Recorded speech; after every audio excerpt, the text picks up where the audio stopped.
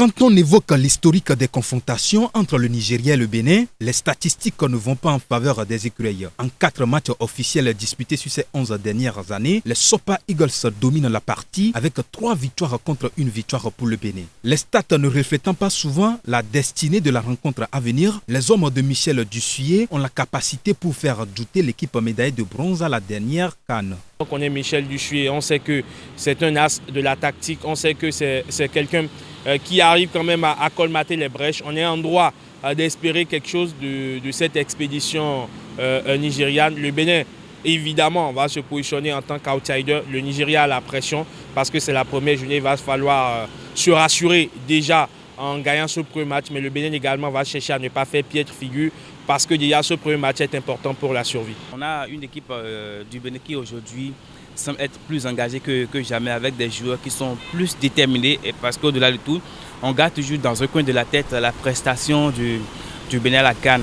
Égypte 2019. Les Béninois ne peuvent rien faire d'autre que surfer sur cette CAN 2019. Durant son aventure égyptienne, le Bénin s'est fait remarquer à travers sa rigueur défensive. À la veille de cette rencontre entrant dans le cadre de la première journée des éliminatoires CAN 2021 face aux protégés de Guinée 3, cette rigueur défensive est remise en question car l'infirmerie béninoise est en bonne compagnie. On a aujourd'hui une équipe du Bénin qui part avec beaucoup d'incertitudes, surtout au niveau de la défense où on sait que le Bénin est presque en mode journée porte ouverte. Je le dis ainsi parce qu'on a les ténors de la défense qui ne sont pas présents. Je veux citer un autre, Saturnin Alagbé, le deuxième gardien, Moïse Adileou dans l'as de la défense, Khaled Adenon, Olivier Verdon qui est suspendu, David Gigla qui est blessé. Donc un beau monde aujourd'hui qui manque à l'effectif du Bénin. C'est dire qu'entre ce quart de finale joué à la Coupe d'Afrique des Nations, on va même dire cette victoire face à la Côte d'Ivoire en match amical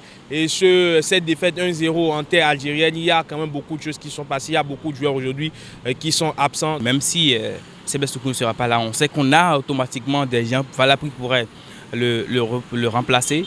Contrairement à la défense béninoise où on sait qu'on aura forcément une défense expérimentale, surtout depuis le match contre la Zambie où on s'est retrouvé avec des joueurs comme Nabi Yarou qu'il faut mettre dans l'effectif.